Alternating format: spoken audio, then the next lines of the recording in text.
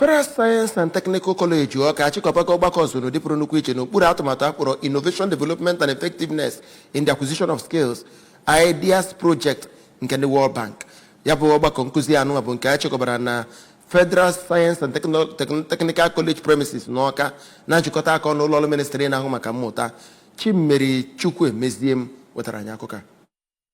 Ideas Project bụ nke nwere ngalaba anọ bụ nke ọ bụ ụlọ ọba ego nke ụwa bụ ihe chepụtara ya iji wee wulite makwazi zụọ nakwa kwado ọtụtụ ụmụ ntorobịa. Agbata nke mbụ bụ nke enwere njikọ aka ụlọ mmepụta ihe Enhanced Quality yanakwa Labor Market Orientation of Public Technical Colleges bụ ndị gbadoro ụkwụ n'ịtụkọta ego nakwa akụrụngwa nke a ga-eji nyere ọtụtụ ụlọ akwụkwọ aka. Ọzụzụ ahụ bụ nke a ga-anọ n'ime ya wee kụziere ụmụ akwụkwọ akaọlụ dị iche iche bụ ebe ọ metụtara idozi moto, idozikwa igwe eji ekwu okwu, isi nri nakwazi ịkwadobe mmemme na imerime ihe ndị ọzọ. Onye Permanent Secretary nke ụlọ ọrụ Federal Ministry of Education bụ Oriakụ Ifeoma Agbaizu bụ onye nọchitere anya ya bụ onye Vice Principal nke ụlọ akwụkwọ FSTC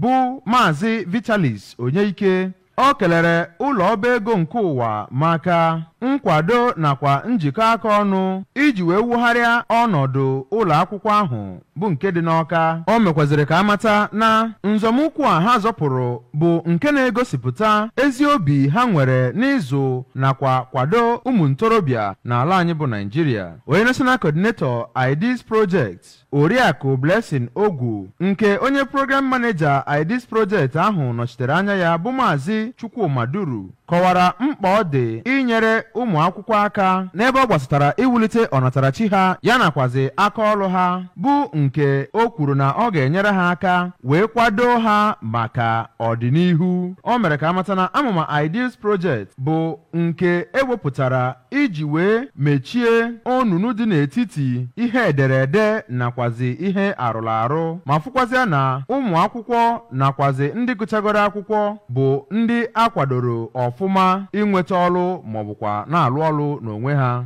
Onye ọfịsa na-afụ maka ihe a na-egote na ụlọ akwụkwọ ahụ ya nakwazi ihe ndị Ideas Project bụ Injinia Chinonso Igbekwe mere ka amata na ọzụzụ ahụ bụ nke a na-elegara anya ka o wulite ọnatarachi nakwazi aka ọrụ ụmụ ntakịrị ahụ iji wee mepụta ihe n'aka ha ma kwezie na ọtụtụ ohere ka a ga-enye ndị mere ọfụma na ọzụzụ ahụ. Maazị Austin Okoro nakwazi Peace Agbo bụ ndị sonyere na ọzụzụ ahụ bụ ndị gosipụtara obi aṅụrị ha maka amamihe nke ha natara site na nkụzi akụziri ha ma kwukwezie na ọ ga-enyere ha aka na ndụ ha.